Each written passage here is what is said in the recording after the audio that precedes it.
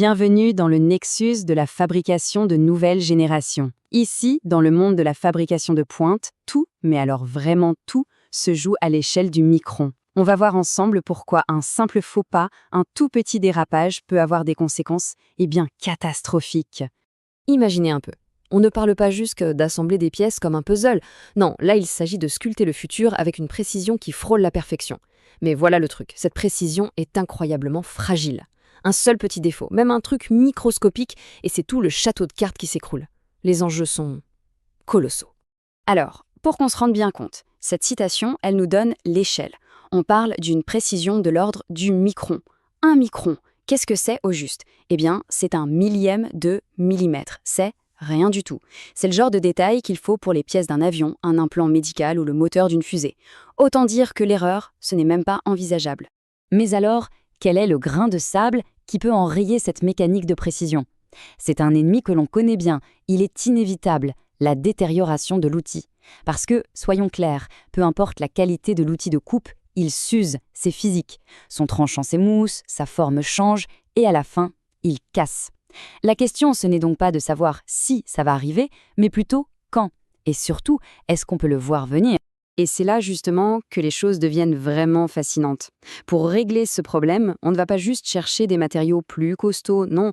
La solution, c'est de rendre les machines plus intelligentes. On va voir comment la science des données est en train de leur donner une sorte d'intuition, un véritable sixième sens pour sentir les problèmes avant qu'ils n'arrivent. Voilà, c'est la question 1 million. Comment est-ce qu'on peut savoir qu'un outil arrive en fin de vie avant qu'il ne soit trop tard? Parce que si on trouve la réponse, les gains sont énormes. On pousse les outils au maximum de leur potentiel, on arrête de jeter des pièces défectueuses qui coûtent une fortune et on évite les pannes qui paralysent toute une chaîne de production.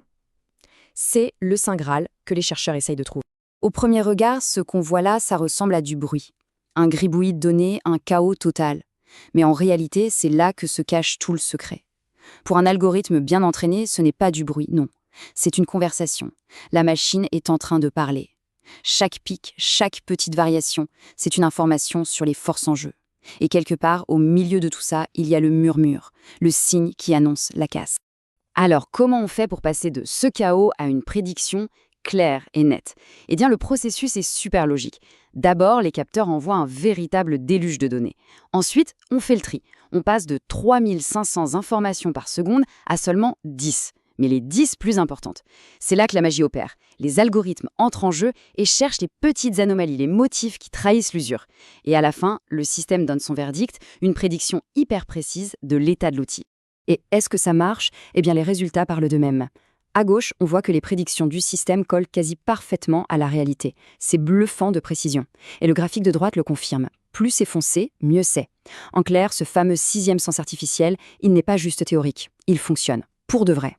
Et ce chiffre 0,65, c'est la preuve par A plus B.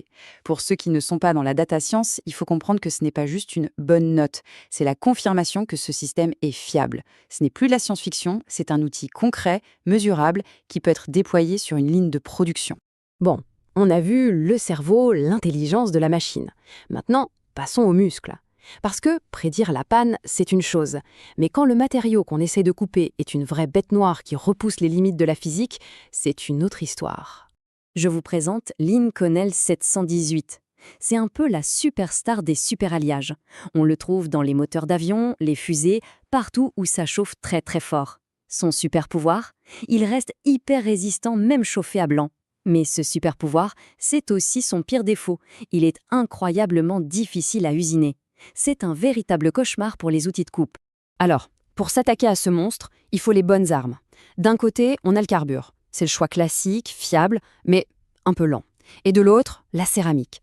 Là, on change complètement de dimension. La vitesse est juste hallucinante. On multiplie quasiment par 10. C'est comme passer d'une voiture de ville à une Formule 1. Le problème? Cette Formule 1 est faite de cristal. Elle est hyper performante, mais aussi hyper fragile.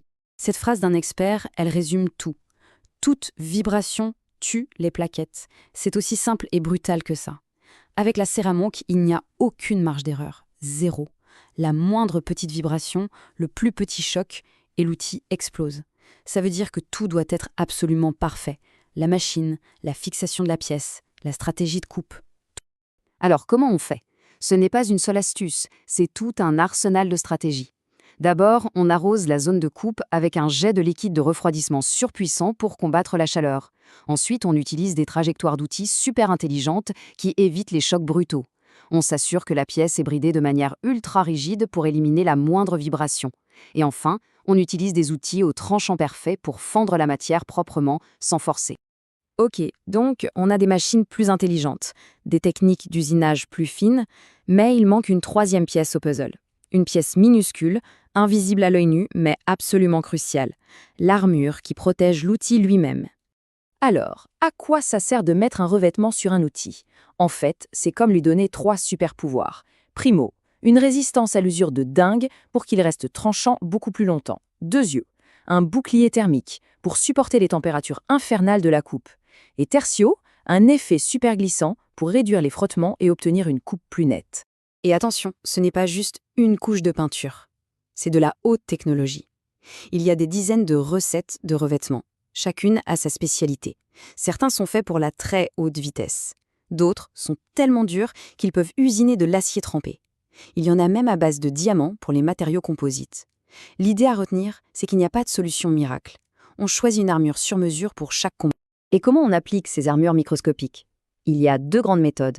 D'un côté, le CVD, c'est la méthode haute température, super robuste, qui crée une liaison ultra forte. De l'autre, le PVD, c'est un procédé plus doux à plus basse température, parfait pour ne pas abîmer les tranchants les plus fins et les plus affûtés. C'est un peu la force contre la finesse. Bon, reprenons un peu tout ça. On a parlé de l'intelligence des données, des compétences d'usinage et de la science des matériaux. Chacun de ces domaines est déjà super puissant en soi, mais quand on les met ensemble, c'est là que la magie opère. C'est la naissance du fameux Nexus. Et voilà le point le plus important à retenir. Le futur de la fabrication, ce n'est pas une seule grande découverte qui va tout changer. Non, c'est le croisement, l'intersection surpuissante de tous ces domaines. C'est quand l'IA, le savoir-faire de l'opérateur et la science des matériaux travaillent main dans la main. C'est ça le Nexus de la nouvelle génération. Ce Nexus, il repose d'abord sur des sens plus intelligents, des machines qui ne font pas qu'obéir aveuglement. Elles écoutent, elles ressentent la matière, et elles prédisent ce qui va se passer. Ensuite, il repose sur des compétences plus intelligentes. C'est le savoir-faire, la stratégie qui nous permet de nous attaquer à des matériaux qu'on pensait impossibles à travailler il y a encore quelques années. Et enfin, sur des surfaces plus intelligentes, cette armure invisible à l'échelle du nanomètre qui donne aux outils une endurance et des performances complètement surhumaines.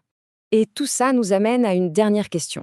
Si ces 3 forces, l'essence, la compétence et les surfaces, continuent de se combiner et de s'améliorer, les limites de ce qu'on peut fabriquer disparaissent peu à peu. La question n'est plus si on peut usiner l'inusinable, mais plutôt quel sera le prochain matériau jugé impossible qu'on décidera de dompter.